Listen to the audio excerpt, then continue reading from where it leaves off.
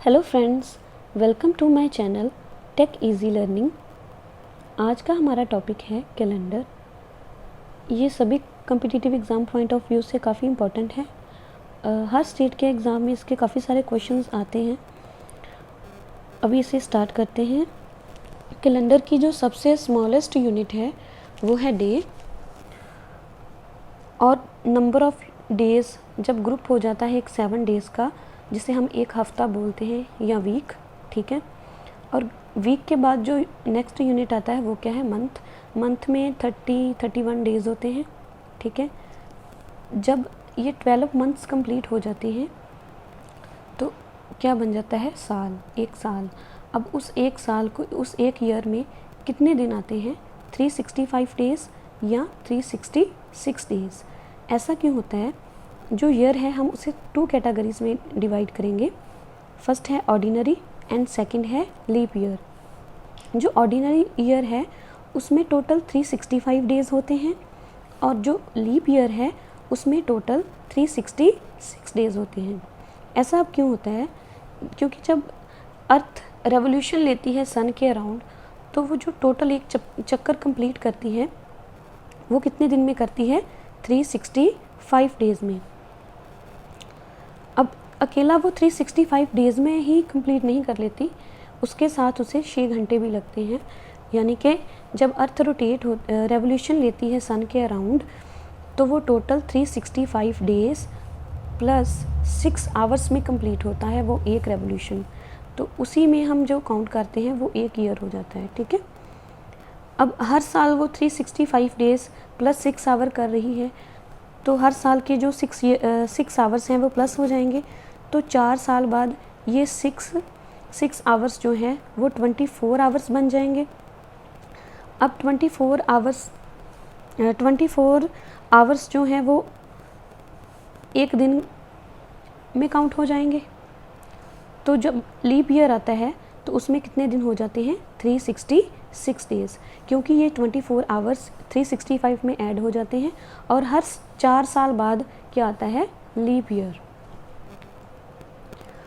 अब हमें कैसे पता चलेगा कि कौन सा ईयर लीप ईयर है और कौन सा ईयर लीप ईयर नहीं है? मैं एक एग्जांपल ले रही हूँ। 2001 का हमें पता करना हो कि ये लीप ईयर है कि नहीं, तो कैसे करेंगे, हम 4 से डिवाइड करके देखेंगे। अगर कोई नंबर 4 से एग्जैक्टली डिवाइड हो जाता है तो वो लीप ईयर है, और अगर डिवाइड नहीं हो रहा है तो वो लीप ईयर नहीं है, वो ऑर्डिनरी ईयर है। अभी 2001 को करेंगे तो वो उसमें से रिमाइंडर बच जाएगा 1, ठीक है। अगर 1 रिमाइंडर बच रहा है तो वो ऑर्डिनरी ईयर है, ठीक है, ये लीप ईयर नहीं है। और अगर हम एग्जांपल ले लें 2004 की, इसको अगर हम 4 से डिवाइड करके देखें तो ये एग्जैक्टली 4 से डिवाइड हो जाएगा। अब ये 4 से डिवाइड हो रहा है, मतलब रिमाइंडर जो है डिवाइड करके अगर 0 आ रहा है, 4 से डिवाइड करने के बाद किसी भी ईयर को अगर रिमाइंडर 0 आ रहा है तो वो क्या है, लीप ईयर है। और जिसका रिमाइंडर 0 नहीं आ रहा है वो लीप ईयर नहीं है। अगर हमें निकालना हो कि एक साल में कितने वीक होते हैं, तो कितने वीक होते हैं, 52 वीक्स। अब एक साल में कितने वीक होते हैं, 52 वीक्स होते हैं। नेक्स्ट है टॉपिक ऑड डेज़। अगर हमें पता करना हो कि ऑड डेज़ का कॉन्सेप्ट क्या है और एक साल में कितने नंबर ऑफ़ ऑड डेज़ होते हैं। एक साल में सबसे पहले हम देखेंगे कि दिन कितने होते हैं। एक साल में 365 डेज़ होते हैं, ठीक है। और 365 डेज़ में कितने वीक होते हैं, 52 वीक्स। और नंबर ऑफ़ ऑड डेज़ कितने होते हैं, ये कैसे पता चलेगा? किसी भी साल के नंबर ऑफ़ ऑड डेज़ या दिनों के ऑड डेज़ निकालने हो तो हम क्या करेंगे, 7 से डिवाइड कर देंगे उस नंबर को। जैसे अगर मैं एक साल को, जो ऑर्डिनरी ईयर है उसमें कितने दिन होते हैं, 365 दिन। दिनों को हम जो है वो डिवाइड करेंगे 7 से, ठीक है। तो एक ऑर्डिनरी ईयर में 365 डेज़ हैं, अब उसको मैं 7 से डिवाइड करूँगी तो 7 5 या 35। अब 2 से 7 को 2 से मल्टीप्लाई करेंगे तो 14, रिमाइंडर क्या बच गया 1। अब जो भी रिमाइंडर बचता है वो नंबर ऑफ ऑर्डिनरी डेज और डेज किसी भी और डेज नंबर आते हैं, ठीक है। किसी भी दिनों में अगर हमें नंबर ऑफ और डेज निकालने हो कि कितने नंबर ऑफ और डेज हैं, तो 7 से मल्टीप्लाई करने के बाद जो रिमाइंडर बच जाएगा वो हमारा क्या हो जाएगा, नंबर ऑफ और डेज। अगर हमें अब कैसे एक साल में कितने, ऑर्डिनरी ईयर में कितने और डेज होते हैं, 365 डेज में कितने वीक कितने होते हैं, 52 वीक, प्लस जो एक बच गया है रिमाइंडर वो 1 क्या हो गया, और डे, ठीक है। और जो लीप ईयर है उसमें कितने नंबर ऑफ और डेज होते हैं, उसको भी सेम एग्जैक्टली हम 7 से डिवाइड करके देखेंगे कि लीप ईयर के जो दिन हैं उनमें कितने नंबर ऑफ और डेज हैं। तो उसके लिए भी सेम 7 से मल्टीप्लाई करेंगे, 7 5 या 35, 6 में से 5 के 1, 16, 7 2 या 14, रिमाइंडर क्या बच गया 2। तो इसका रिमाइंडर 2 बच गया है। तो लीप ईयर में कितने नंबर ऑफ और डेज होते हैं, 2। एक पूरे वीक को कंप्लीट करने के बाद जितने भी बाकी दिन बच जाते हैं किसी भी ईयर या दिनों में, उसे हम बोलते हैं और डेज। जब टोटल एक 7 डेज़ का जो वीक होता है, जब total number of days 7 days का ग्रुप कंप्लीट होने के बाद जितने भी बाकी बचे दिन होते हैं हम उसे क्या बोलते हैं, ऑड डेज़। और वो ऑड डेज़ कैसे निकालते हैं, नंबर ऑफ डेज़ को हम 7 से डिवाइड करेंगे।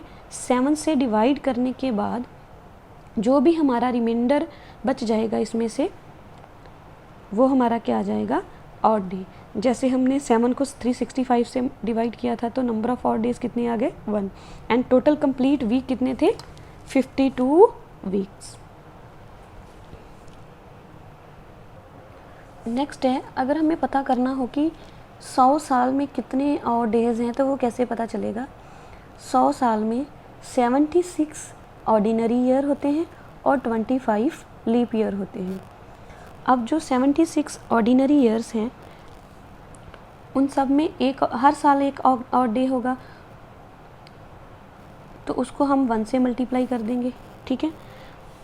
और 24 जो लीप ईयर हैं उन सब में हर साल एक और डे होगा, तो हम उसको किससे मल्टीप्लाई कर देंगे, 2 से, क्योंकि लीप ईयर में 2 नंबर ऑफ और डेज होते हैं तो उसको हमने 2 से मल्टीप्लाई कर दिया, ठीक है। अब इनका सम कर देंगे, 76 इंटू 1 76,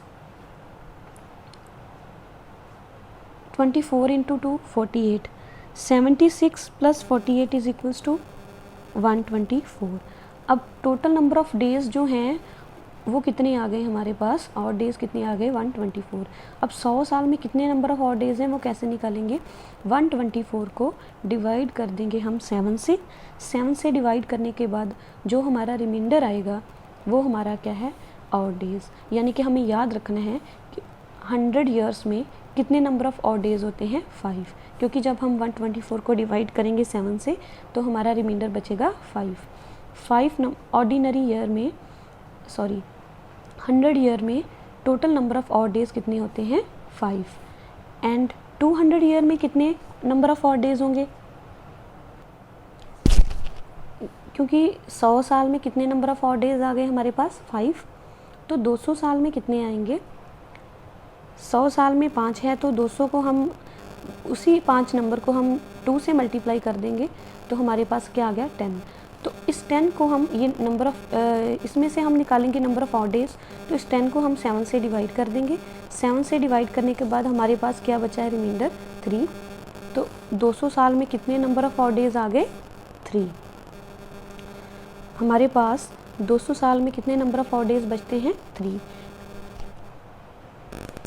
अब है 300 ईयर में कितने नंबर ऑफ और डेज होंगे, तो उसके लिए क्या करना पड़ेगा, 300 ईयर में और डेज निकालने के लिए हम 3 इंटू 5 कर देंगे। अब ऐसा क्यों, क्योंकि 100 साल में 5 और डेज हैं, तो 300 साल में 5 को 3 से मल्टीप्लाई कर देंगे तो हमारे पास 300 साल के नंबर ऑफ़ ऑड डेज निकल आएंगे। 3, 5 या 15। अब इस 15 को हम किससे डिवाइड करेंगे? 7 से। 7 से डिवाइड करने के बाद हमारे पास फिर से रिमाइंडर कितना बच जाएगा? 1। तो हमारे पास 300 साल में नंबर ऑफ़ ऑड डेज कितने आ गए? 1। एंड अगर 400 साल में नंबर ऑफ़ ऑड डेज निकालने होंगे तो क्या आएगा? अब अगर इसको भी सेम उसी तरह से 5 × 4 करेंगे तो हमारे पास कितनी वैल्यू आ गई? 20। अब जो 400 ईयर है वो लीप ईयर है। लीप ईयर कैसे है? क्योंकि ये एग्जैक्टली डिवाइड हो रहा है 4 से। अगर हम इसको 4 से डिवाइड करेंगे तो इसका रिमाइंडर 0 आ जाएगा, और जिसका रिमाइंडर 0 होगा वो लीप ईयर है। तो इस लीप ईयर में टोटल 1 प्लस कर देंगे। Total number of odd days कितने हो जाएंगे हमारे पास? 21। अब इस 21 को हम 7 से डिवाइड करेंगे। 7 से डिवाइड करने के बाद एग्जैक्टली हमारे पास जो रिमाइंडर आएगा वो आएगा 0। मतलब 400 साल में नंबर ऑफ़ ऑड डेज क्या है? 0। क्योंकि इसमें कंप्लीट 3 वीक्स हो जाते हैं। जब कंप्लीट वीक हो जाते हैं तो कोई भी ऑड डेज नहीं बचते। अब हमें ये लर्न करना होगा कि 100 ईयर में कितने लीप ईयर होते हैं? Sorry, number of odd days कितने होते हैं? 5। 200 ईयर में कितने नंबर ऑफ़ ऑड डेज होते हैं? 3। 300 ईयर में कितने नंबर ऑफ़ ऑड डेज होते हैं? 1। एंड 400 ईयर में कितने ऑड डेज होते हैं? 0। जो बेसिक नॉलेज है वो कंप्लीट हो गई है। अब बारी है क्वेश्चंस की। तो क्वेश्चंस हम कैसे करेंगे इसके? इस टाइप के क्वेश्चंस आते हैं कॉम्पिटिटिव एग्ज़ाम्स में। तो उससे रिलेटेड सबसे पहले मैंने सबसे इजी टाइप का क्वेश्चन लिया है। What was the day on 15 अगस्त 1947? 15 अगस्त 1947 को कौन सा डे था? ये हमें फाइंड करना है। तो अब हम इसे कैसे फाइंड करेंगे? इजी कर लेंगे इसे। 15 अगस्त 1947 है ना, इससे एक साल जो पहले का है वो लेंगे 1946। अब जो 1946 है इसको स्प्लिट कर देंगे, ब्रेक कर देंगे। कैसे ब्रेक करेंगे?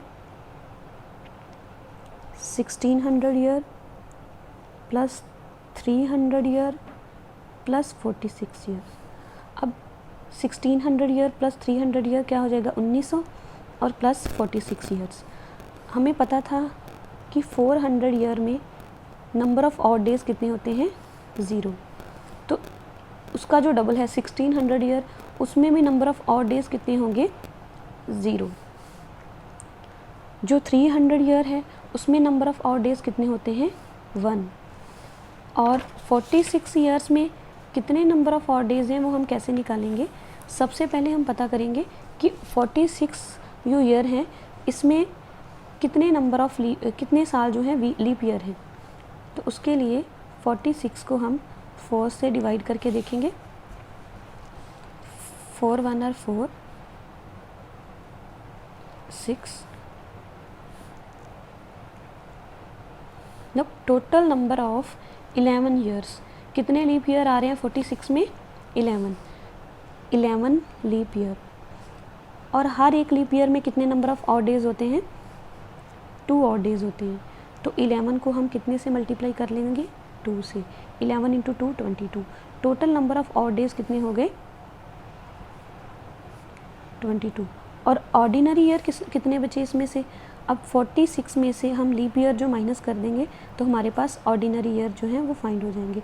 Total number of ordinary year कितने आ गए हैं हमारे पास? 35।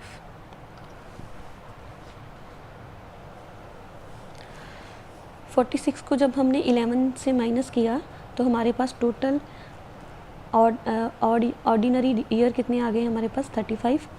अब इन 35 ऑर्डिनरी ईयर्स में नंबर ऑफ़ ऑड डेज भी कितने होते हैं? 1। तो नंबर ऑफ़ ऑड डेज कितने आ गए? 35। अब इन सब को हम प्लस कर देंगे। 22 + 1 23 प्लस 35। अब इन दोनों का सम जो है किसके इक्वल आ गया 58, यानी कि 1946 में total number of odd days कितने हैं 58 ऑड डेज।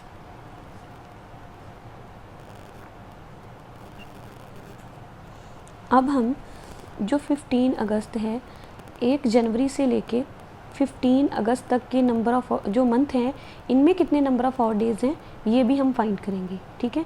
तो उसके लिए क्या करना पड़ेगा, टोटल नंबर ऑफ मंथ कितने हैं जनवरी अगस्त 15 अगस्त तक, जनवरी, फरवरी, मार्च, अप्रैल, मई, जून, जुलाई एंड 15 डेज ऑफ अगस्त।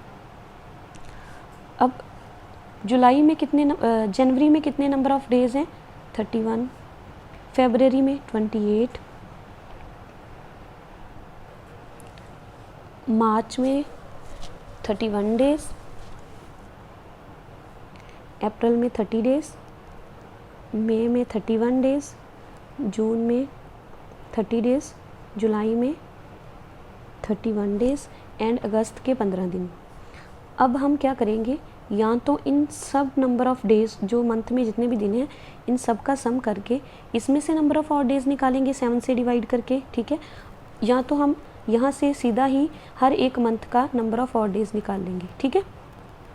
तो उसके लिए क्या करना पड़ेगा, 31 है, 31 को अगर हम 7 से डिवाइड कर दें, 7 4 या 28, तो रिमाइंडर क्या बचेगा 3, यानी कि 31 जो जनवरी का मंथ है इसमें नंबर ऑफ ऑड डेज कितने हैं 3। फरवरी 28 है, ये तो पूरा ही डिविजिबल हो जाएगा, तो इसमें नंबर ऑफ ऑड डेज क्या है 0। 31 ये 31 है, तो इसमें भी कितने नंबर ऑफ ऑड डेज होंगे 3। 30 में कितने नंबर ऑफ ऑड डेज होंगे उसको भी हम मल्टीप्लाई कर लेंगे 7 से, तो कितना बचेगा 2। तो 30 में कितने नंबर ऑफ ऑड डेज हो गए 2। फिर 31 डेज़ हैं तो इसमें भी नंबर ऑफ ऑड डेज़ कितने बच गए 3। इसमें जो 30 डेज़ हैं उसमें भी number of odd days 2, 31 days में number of odd days 3 and 15 days. अब हम क्या करेंगे, इन सब का सम कर लेंगे। इन सब का सम करने के बाद जो total number of odd days आएंगे वो हम यहाँ लिखेंगे। अब हम इन सब को जब प्लस करेंगे तो इनका टोटल बनता है 31 डेज़। अब 15 अगस्त जो है जनवरी से लेके 15 अगस्त तक के total number of odd days कितने हो गए हैं हमारे पास 31, एंड जो ईयर थे 1947 उससे हम एक साल पीछे का गिनते हैं, 1946 से हमने काउंट किया था, तो वो हमारे पास कितने नंबर ऑफ ऑड डेज़ आ गए हैं 58। अब हम इन दोनों का सम कर देंगे, 58 प्लस 31 करेंगे तो हमारे पास वैल्यू आ जाएगी 89, यानी कि total number of odd days कितने हैं हमारे पास 89। अब इस 89 को 7 से डिवाइड करेंगे, 7 से डिवाइड करने के बाद जो हमारा रिमाइंडर बच जाएगा वो हमारे पास आ जाएंगे नंबर ऑफ ऑड डेज़। तो कितना रिमाइंडर बचा है 5। तो अब हम क्या करेंगे, 5 से पता करेंगे, ये हमारे पास जो रिमाइंडर है नंबर ऑफ ऑड डेज़ कितने बच गए हमारे पास 5। तो एक वीक में हम वीक को कैसे काउंट करते हैं, मंडे से काउंट करते हैं, मंडे, ट्यूसडे, वेडनेसडे,